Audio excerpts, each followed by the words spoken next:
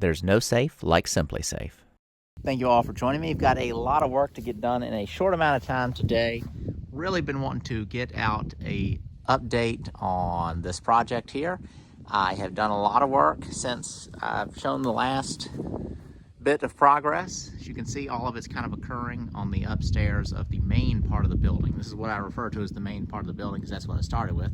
But the part that's going to have the room over it, of course, the rest of it will just hang out over the sawmill. Then there'll be the other side that's built up the same as this or close to it.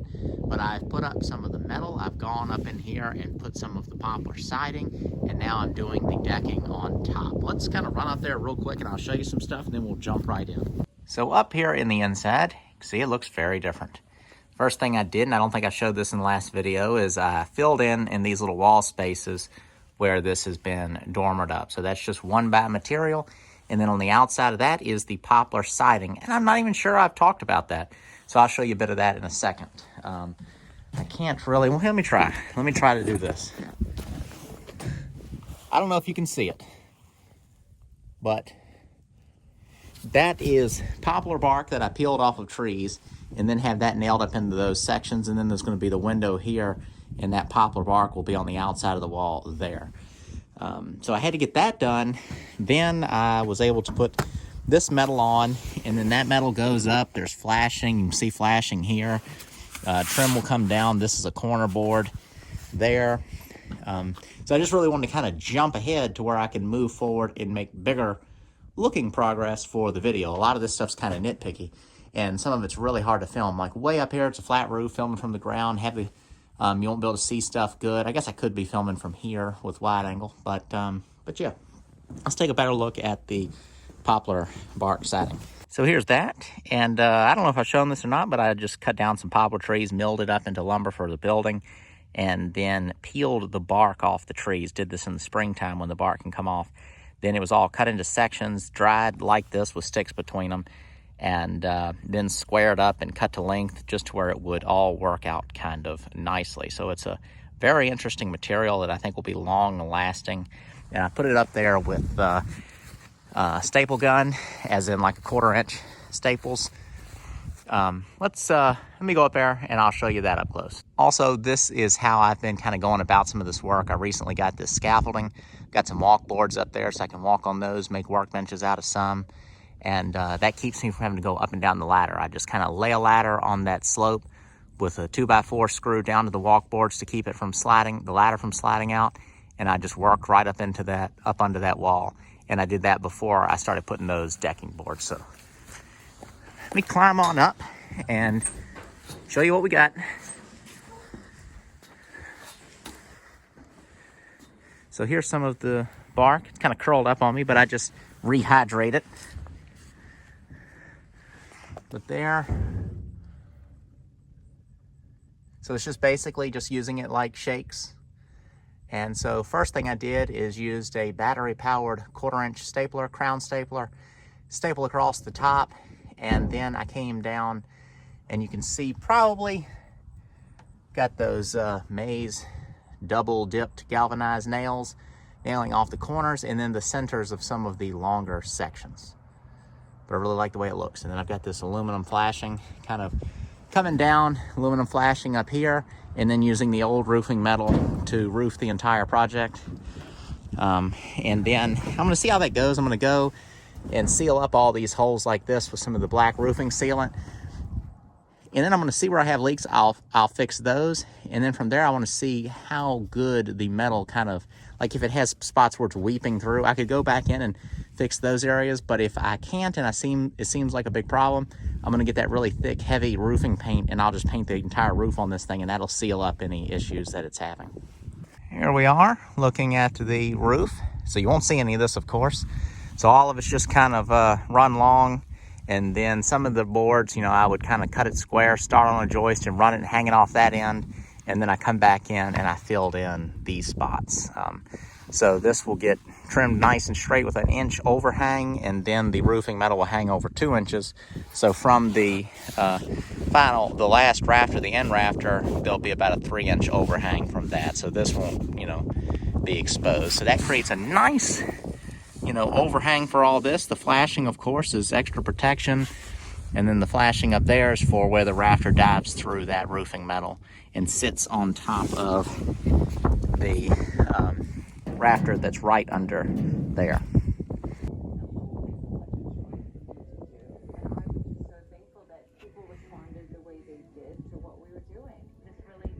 You all know SimpliSafe offers a great security system, and right now you can save up to 50% on new system orders. When I started my family, it was like a switch was flipped in me. All of a sudden, I had concerns I had never had before. What if this happened? What if that happened? After telling a friend my thoughts, he suggested SimpliSafe. He told me about the website, the ease of installing the system, and the ongoing monitoring. He's great about looking up different products and choosing the all-around best option, so I trusted his recommendation. I chose a system specific for my house and quickly set it up when it arrived at my door. Setup is easy with sensors installing in seconds. The cost is minimal and the service is contract free. At less than $1 a day, SimpliSafe is less than half the cost of traditional home security brands, and you get 24/7 protection by live SimpliSafe professional agents that are ready to dispatch police, firefighters, or EMTs in an emergency. Right now, I am visiting my friend that suggested I try SimpliSafe security system. I'm hours from my house, but I can rest easy knowing SimpliSafe is keeping an eye on things, and by using the SimpliSafe app and cameras, I can check in on my house anytime. This peace of mind can be yours for an incredible deal with special holiday pricing. Save up to 50% on your SimpliSafe security system during SimpliSafe's biggest sale of the year. Visit simplisafe.com/homemadehome to customize yours.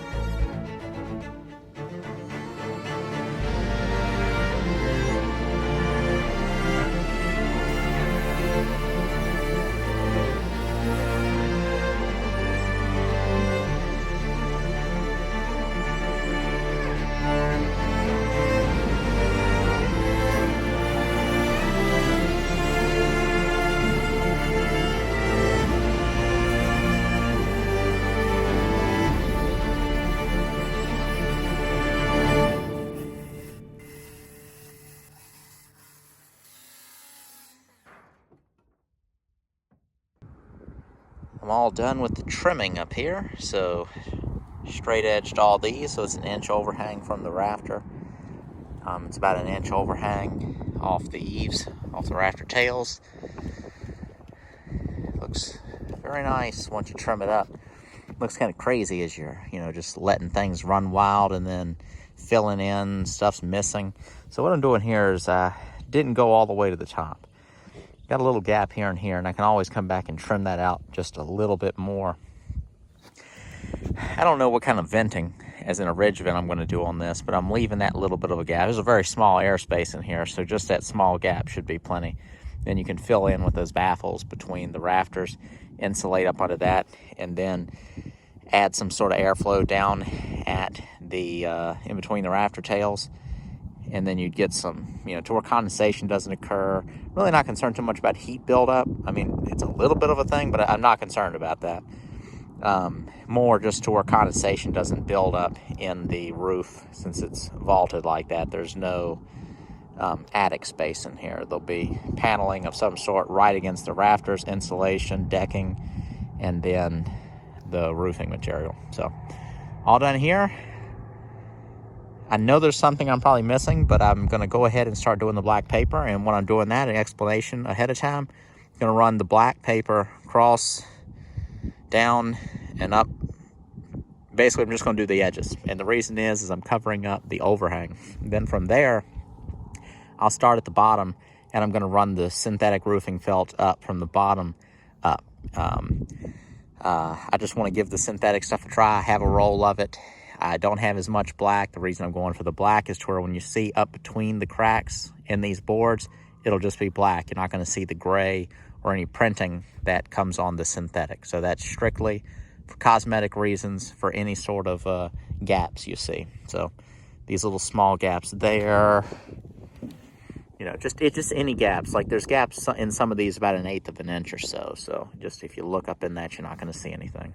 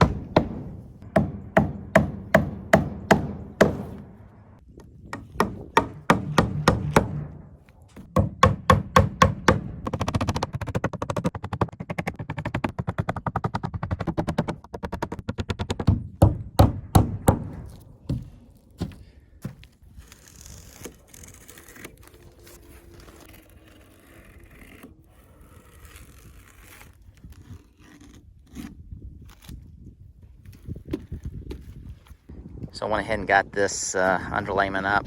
So it's just a synthetic felt paper, basically.